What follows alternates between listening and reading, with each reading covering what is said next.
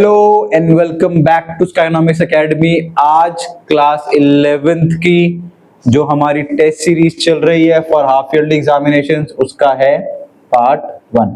आज से हम एक नई सीरीज के ऊपर काम करेंगे जो कि हमारी पार्ट 1 किसकी ऑफ हाफ ईयरली एग्जामिनेशंस। आज से प्रिपरेशन कराना शुरू कर रहा हूँ, इंपॉर्टेंट क्वेश्चंस बताना शुरू कर रहा हूँ, एक एक क्वेश्चन उठाऊंगा, अच्छे से कराऊंगा, डिटेल वे में कराऊंगा। हमने अभी तक बैंक रिकंसिलिएशन स्टेटमेंट तक काफी कुछ कवर कर लिया है, अच्छे लेवल का कवर कर लिया है, अच्छी मात्रा में कवर कर लिया है। आज से शुरू होगा आपका रिवीजन, अच्छे वाले क्वेश्चन होंगे, बहुत अच्छे तरीके से कराऊंगा और शुरू करते हैं। ज्यादा टाइम वेस्ट आपका मैं नहीं करना चाहता। Let's move on to the question. This is the very first question from chapter 1 transaction asset liability using the accounting equation. Accounting equation is chapter number 1. This is from chapter 1। कौन chapter से बेटा? Chapter 1 जिसका नाम है accounting equation. Chapter 1 का मतलब है मेरा प्रैक्टिकल चैप्टर है, ठीक है। ये कोई आपके बुक का चैप्टर नहीं, this is for practical chapter number 1 accounting equation, ठीक है। क्या होता है यहाँ पे? हम जो अकाउंटिंग होती है, जो अकाउंट्स होता है, उसको हम in the form of maths पढ़ते हैं, क्योंकि बहुत सारे बच्चे जो 11th में आके लेते हैं मैथ्स का कॉमर्स, उनको समझाने के लिए we use basic mathematical terms to make them understand what is accounting, ठीक है। बेसिक मैथमेटिकल टूल का मतलब क्या होता है? प्लस एंड माइनस की बात होती है, ठीक है। प्लस और माइनस पे सारा गेम समझाएंगे अपने। क्या बोल रहा है question? Show the following transactions on assets and liabilities and Capitals using the accounting equation and also prepare a balance sheet, और एक बैलेंस शीट भी बना के दिखाना। शुरू करते हैं। ये क्वेश्चन है, अगले पेज पे चलता हूँ और क्वेश्चन करना शुरू करता हूँ। हेडिंग क्या डालूंगा बेटा? हेडिंग डालूंगा मैं आपकी अकाउंटिंग इक्वेशन। क्या डालूंगा? Accounting equation. This is the heading, ठीक है। क्या होता है फॉर्मेट? फॉर्मेट समझने से पहले लेट्स अंडरस्टैंड कि एसेट्स क्या होते हैं और लायबिलिटीज क्या होती है। एसेट्स का मतलब होता है हिंदी में सामान। सामान, सामान मतलब जो मुझे, वो सामान जो मुझे बिजनेस करने में, धंधा करने में हेल्प करता है, वो सामान, वो चीज जो मुझे आगे फ्यूचर में मेरा काम करने के लिए हेल्प करेगी, ठीक है। That is called the assets. Assets खरीदते कैसे हैं? या तो मैं उधार में खरीदता हूं, उधार वर्ड बोल रहा हूं, लिख रहा हूं लायबिलिटी, विच मींस इसका मतलब होता है उधार। या तो खुद के पैसे खरीदूंगा, खुद के पैसों से खरीदूंगा, दैट इज कॉल्ड कैपिटल।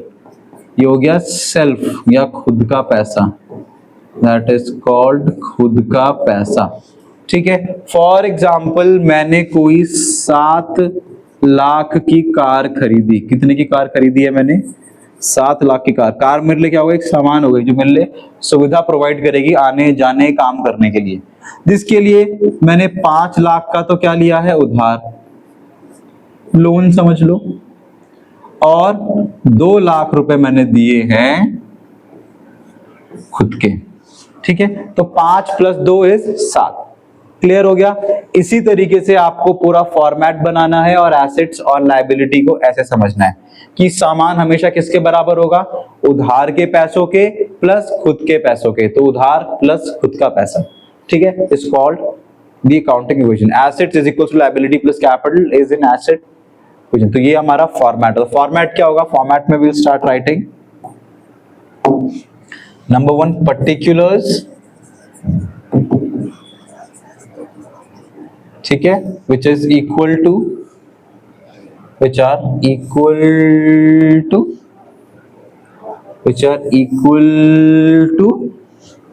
ठीक है, assets and liabilities। चलो मैं यहाँ पर लिख देता हूँ, this is my first line and I'll write assets, ठीक है। थोड़ा गैप छोड़ देता हूँ, यहाँ लिखता हूँ equal to liability plus capital, liability plus capital, ठीक है। ये मैंने लिख दिया। मिनिमाइज करता हूं ताकि ये पूरी आपके बोर्ड में शो होने लगे। ठीक है, understood, this is how I written. ठीक है, अब क्वेश्चन देखते हैं और उसके ऊपर हेडिंग्स लगाते हैं। Number 1, started business with cash. मैंने बिजनेस शुरू करा है कैश के साथ। बिजनेस शुरू करा है कैश के साथ, तो मेरे पास क्या आया बेटा? मेरे पास एसेट के रूप में क्या आया है बेटा? मेरे पास एसेट के रूप में क्या आया है सर? मेरे पास तो आया है कैश। ठीक है, नंबर 1, स्टार्टेड बिजनेस। मैं शॉर्ट लिख रहा हूं, आप फुल लिखना। ठीक है, कितने रुपए का बेटा? Started business with cash 60,000। कितने रुपए का है बेटा? 60,000। For how much? For 60,000 rupees, 60,000 रुपए। ये तो मेरे पास कैश आया, पर कैश आया कहां सर? कैश क्या उधार है? नहीं सर। कैश क्या मेरा खुद का पैसा है? हाँ सर। तो मेरे पास खुद का पैसा कितना आ गया कंपनी में? 60,000।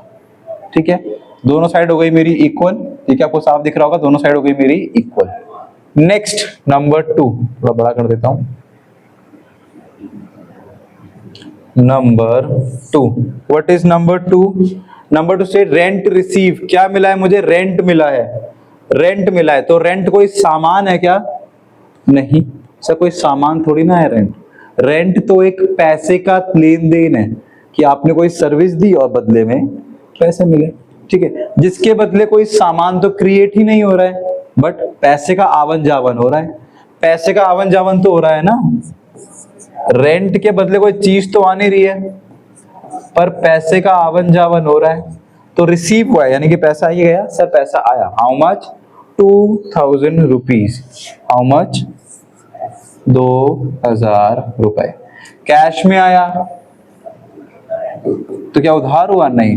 बट क्या मेरा खुद का पैसा भी बढ़ गया? हाँ सर, 2,000 रुपए से आपके खुद के पैसे भी तो बढ़ गए। ठीक है, जिस चीज के बदले कोई सामान नहीं आता है, वो चीज दो जगह इफेक्ट करती है, एक कैश में और दूसरी कैपिटल में। किसमें? कैश में और कैपिटल में। तो यहाँ क्या लिखूंगा? दिस इज माय नई इक्वेशन। ये मेरे से क्या बन के आ गई? मेरी नई इक्वेशन क्या बन के आ गई? 60 + 2, 62,000। अगर मेरे पास सामान 62,000 का है, तो उधार भी या मेरा खुद का पैसा भी कितना होना चाहिए? 62,000। ठीक है, understood. Let's move on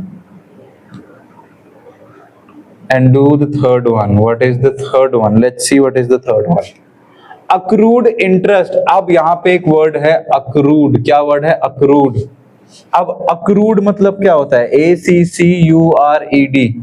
accrued मतलब होता है earned, कमा लिया बट मुझे रिसीव नहीं हुआ। earned but not received। तो ये मेरे लिए क्या है? ये मेरे लिए एक एसेट है। पैसे तो नहीं आए, अर्न तो कर लिया, पर पैसे तो नहीं आए ना। अर्नड बट नॉट रिसीव, पैसे तो नहीं आए बट फ्यूचर में तो आएंगे। तो एक एसेट क्रिएट हो गया जिसका नाम है अक्रूड। तो यहां मैं लिख देता हूं, एसेट का नाम है ACCURED। ठीक है, अक्रूड क्या था? अक्रूड इनकम है क्या? अक्रूड इंटरेस्ट है। Accrued interest. इंटरेस्ट कमा तो लिया पर अभी तक दिया नहीं है, कैश तो आया नहीं है, बट कितने रुपए का है इंटरेस्ट? आएगा तो सही। 500। कितने का है बेटा? 500 रुपीज का। बट 500 का मेरे ऊपर क्या आ गया? अक्रूड। तो क्या इससे मेरा उधार बढ़ा क्या? नहीं सर। बट क्या मेरा खुद का पैसा बढ़ेगा? हाँ सर, 500 से आपका खुद का पैसा बढ़ेगा। आज नहीं तो कल पैसा तो आना ही है, और है तो आप ही का पैसा, तो ये तो होना ही है। तो इसके बाद मुझे मेरी क्या मिल गई है? नई equation. I got a new equation. 62,000 रुपए तो नकद पड़े हुए हैं, प्लस 500 रुपए फ्यूचर में मिलेंगे, विच मीन्स मेरे पास हो जाएंगे पूरे 62,500। देखो ऑटोमेटिकली दोनों साइड क्या हो गई है? इक्वल हो गई है। दोनों साइड क्या हो गई है बेटा? दोनों साइड हो गई है हमारी इक्वल। अंडरस्टूड? ठीक है, दिस इज दोनों साइड हो गई है हमारी इक्वल। ठीक है, अब नेक्स्ट इक्वेशन आता है, व्हाट इज नेक्स्ट इक्वेशन। ठीक है, चलो उसको आगे खींच देता हूँ। Number 4, what is in number 4। Number 4 में कमीशन रिसीव्ड इन एडवांस। अब इसको बोलते हैं receive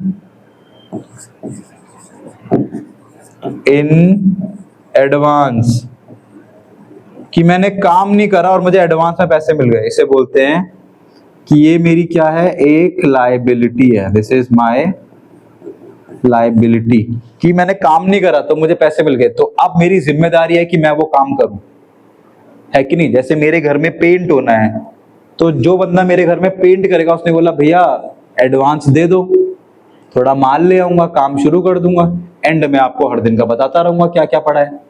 which means he is asking for advance. Advance अगर मैं दे दूंगा तो वो लायबल हो जाएगा, उस पर जिम्मेदारी आ जाएगी कि उसे मेरा पैसे के बदले काम देना ही है। उसी तरीके से रिसीव इन एडवांस क्या क्रिएट करता है, एक लायबिलिटी। कितने की है बेटा, 1000 रुपए की। Of how much, of 1000 rupees. Liability create हो गई रिसीव इन एडवांस। क्या रिसीव हुआ, पैसा। कितने का,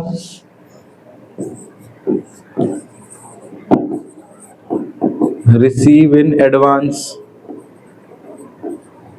ठीक है, क्या मिला, पैसा। कितने रुपए मिले बेटा, 1000 है क्या, लेट मी चेक। हाँ जी सर, 1000 रुपए मिले हैं, लेट मी चेक। कितने रुपए मिले हैं सर, 1000 रुपए। कोई एसेट तो आया नहीं, बट ये कोई लायबिलिटी आई है, हाँ सर आई है। क्या नाम है इस लायबिलिटी का, उस लायबिलिटी का नाम है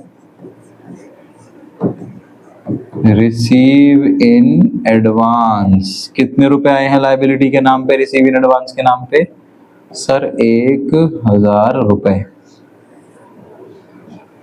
ठीक है, प्लस कोई कैपिटल थोड़ी ना आई है, कैश आया और वो आया है। जब उसके काम कर दूंगा तो मैं उसको उठा के वहां से वहां डाल दूंगा, तो वापस से मेरी क्या बन गई है, एक नई equation. Now I have created a new equation. वापस से क्या बन जाएगी, एक न्यू इक्वेशन। क्या बनेगी नई इक्वेशन, कि मेरे पास कैश में आ गए 63,000, एसेट में पड़े हैं 500, और एक नई लायबिलिटी आ गई है मेरे पास, कितने की, 1000 की, और कैपिटल में अभी भी कितने हैं, 62,500। ठीक है, तो ये हो गया आपका टोटल। दिस इज फोर्थ वाला टोटल। काउंटिंग इक्वेशन से भी डन कीजिए तो this is it and this is it. Understood. Now let's move on to fifth one. What is the fifth one? The fifth one is amount withdrawn. Amount withdrawn का मतलब होता है drawings. Drawings का मतलब होता है for personal use. किसके लिए, अपने खुद के यूज के लिए, ना कि बिजनेस के लिए, बट खुद के यूज के लिए। क्या बोलते हैं, amount withdrawn for personal use. How much, this is 5000, कि मैंने 5000 रुपए खुद के लिए विथड्रॉ कर लिए। 5000 रुपए किसके लिए निकाल लिए, खुद के लिए विथड्रॉ कर लिए। मेरे पास ना कुछ आ रहा है ना कुछ सामान आ रहा है, बस पैसा जा रहा है, तो क्या लिखूंगा, ड्रॉइंग्स मेड। कितने रुपए निकाल लिए बेटा, 5000 रुपए कम हो गए। ब्रैकेट का मतलब होता है माइनस। कोई सामान आया क्या, नहीं। कोई उधार आया क्या, नहीं। पैसे कम हुए क्या मेरे, हाँ सर 5000 से आपके पैसे हो गए हैं कम।